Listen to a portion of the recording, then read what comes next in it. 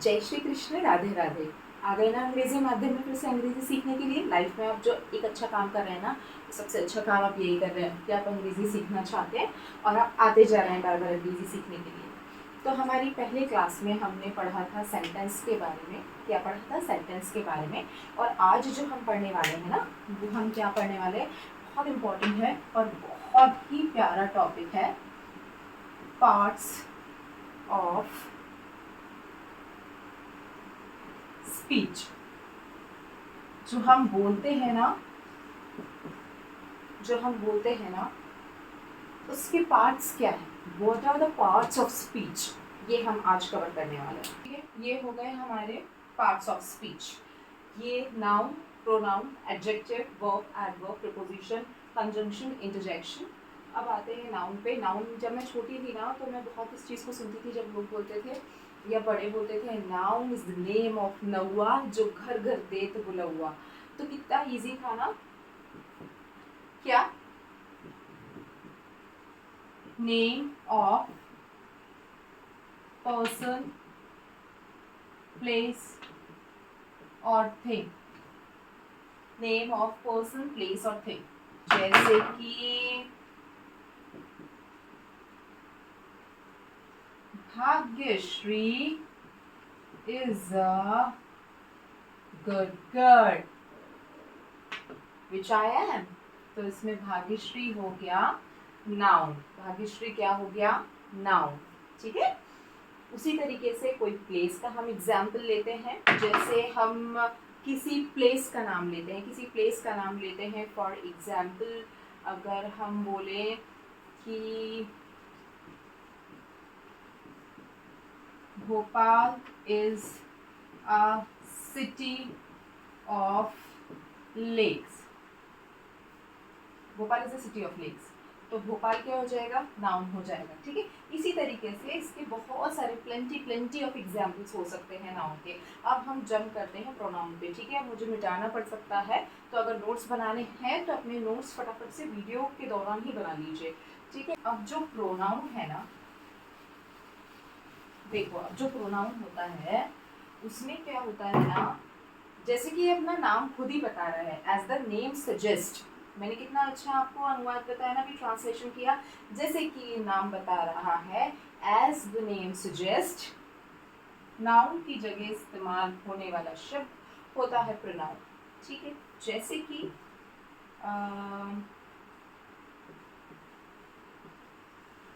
Johnny,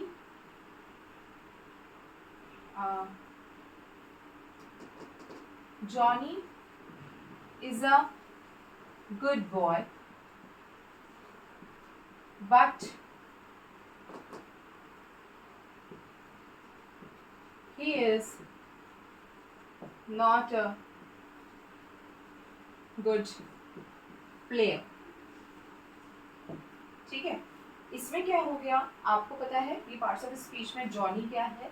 parts of speech में Johnny हो गया नाउन। ठीक है, जॉनी हो गया noun.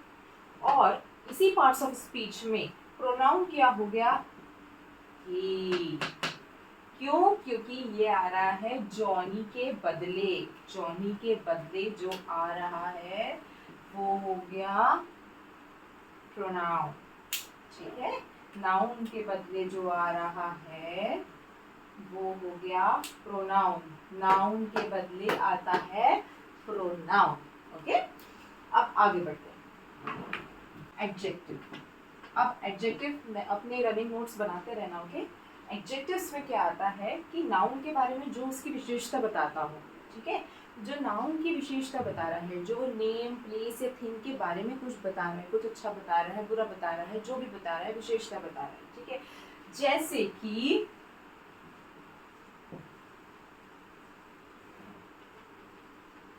Bhagyashree is a brave girl. Bhagyashree is a brave girl which I am. मैं अपनी भी खूबी बता देती हूँ। ठीक है। तो इस पार्ट्स ऑफ स्पीच में क्या आ गया? इस पार्ट्स ऑफ स्पीच में आपको बहुत अच्छे से समझ में आ गया होगा कि ये तो हो गया है नाउन, और इसकी नाउन की विशेषता बताने वाला जो शब्द है वो हो गया एडजेक्टिव। वो क्या हो गया, वो हो गया एडजेक्टिव। ठीक है, ये बता रहा है नाउन की विशेषता। तो नाउन की विशेषता बताने वाले शब्द को कहते हैं adjective. Clear? Verb used to express the actions or state। actions या state बताता है, उसके लिए हम verb का इस्तेमाल करते हैं, वो verb कहलाता है। जैसे कि a girl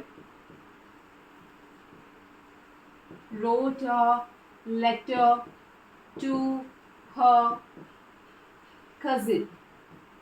तो इसमें एक्शन क्या हो रहा है, एक्शन ये है कि उसने कुछ लिखा, उसने कुछ लिखा, एक गर्ल ने एक लेटर लिखा, मतलब ये कुछ एक्सप्रेस कर रहा है, एक्शंस के बारे में कुछ एक्सप्रेस कर रहा है या स्टेट के बारे में कुछ एक्सप्रेस कर रहा है, तो वो हो जाता है वर्ब। ठीक है, अब वर्ब समझ लिए हमने, अब और आगे बढ़ते हैं।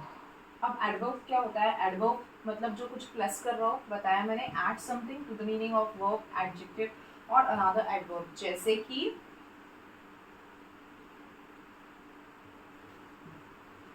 सनफ्लावर, सनफ्लावर फ्लावर होता है सूरजमुखी, इज वेरी ब्यूटीफुल, बहुत खूबसूरत फ्लावर है, वेरी ब्यूटीफुल।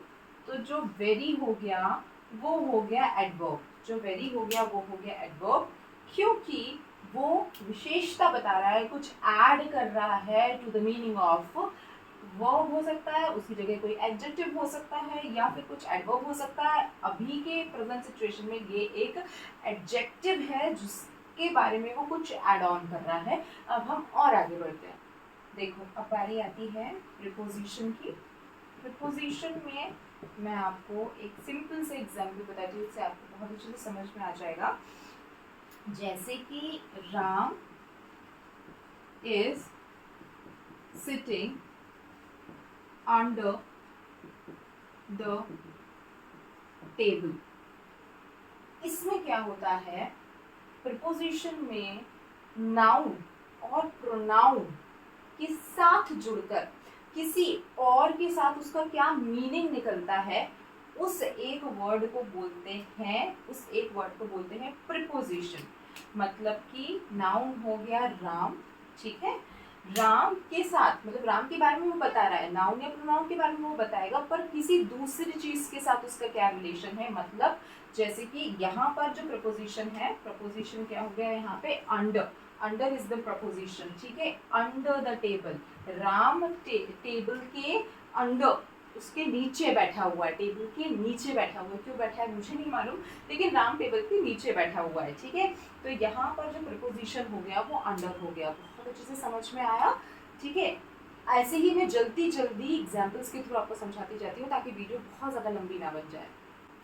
तो अब हम फटाफट से देखते हैं अपने बाकी बचे हुए पार्ट्स ऑफ स्पीच, जिसमें आता है कंजंक्शन। कंजंक्शन बहुत सिंपल है, दो वर्ड्स या दो सेंटेंसेस को जोड़ने वाला जो भी शब्द होता है वो कहलाता है कंजंक्शन। दो वर्ड्स या दो सेंटेंसेस को जोड़ने वाला जो भी शब्द होता है वो कहलाता है कंजंक्शन। जैसे Ram and Shyam are cousins, Ram and Shyam क्या है, राम एंड श्याम कजिन्स हैं, तो इसमें एंड क्या हो गया, एंड हो गया कंजंक्शन, ठीक है। फास्ट पढ़ाऊंगी, फास्ट गियर में, वीडियो ज़्यादा लंबी ना हो जाए। इंटरजेक्शन पे आते हैं। इंटरजेक्शन क्या होता है, एक्सप्रेसेस सम सडन फीलिंग्स, कुछ अचानक से कुछ फीलिंग होती है हमको, कुछ खुशी वाली या कुछ दुख वाली, जो भी हम खुशी वाली चूज़ करेंगे, चूज़ ही करना है तो हम खुशी क्यों ना चूज़ करें, है कि नहीं। तो हुर्रे वी वन, जो कि हम जीतने वाले हैं, जब हम फर्राटे से अंग्रेजी बोलने लगेंगे, जो कि हम बोलने लगेंगे और हम समझने लगेंगे और हम रिप्लाई भी देने लगेंगे, तब हम कहेंगे हुर्रे वी वन। और अभी भी हम कहेंगे हुर्रे वी वन, क्योंकि कम से कम हम सीख तो रहे हैं, ठीक है। डिटरमाइनर्स, डिटरमाइनर्स में क्या होता है, डिटरमाइन और limit the meaning of the noun that follows, जैसे कि A and the, this that these those every each, बहुत सारे हैं। अब डिटरमाइनर्स पहले तो मैंने नहीं लिखा था, वो इसलिए नहीं लिखा था क्योंकि अभी कुछ मॉडर्न ग्रामर में इसको इन्वॉल्व किया गया है। तो अभी हम भी मॉडर्न ग्रामर ही पढ़ेंगे, स्वाभाविक सी बात है। तो मॉडर्न ग्रामर में इसे इन्वॉल्व किया गया है, इसीलिए मैंने डिटरमाइनर्स को अभी इसमें ऐड किया। ठीक है, अब वो आपको रिवाइज करना है फटाफट से, जितनी भी पहले की सारी वीडियोस हैं फटाफट रिवाइज कर लो, क्योंकि पार्ट्स ऑफ स्पीच में जब हम आगे बढ़ेंगे ना तो थोड़ा लेंदी हो सकता है, लेकिन बहुत मज़ा आएगा। अंग्रेजी फ्री में, मुफ्त में, प्यार से सीखनी है बिना डांट खाए, तो मेरे चैनल पे आओ, सीख जाओ, नोट्स बनाओ, नोट्स बनाते रखना, रनिंग नोट्स अपने बढ़ाते रहना और उसको रिवाइज करते चले जाना इसी नोट पर। जय श्री कृष्ण, राधे राधे, जय हिंद, जय भारत।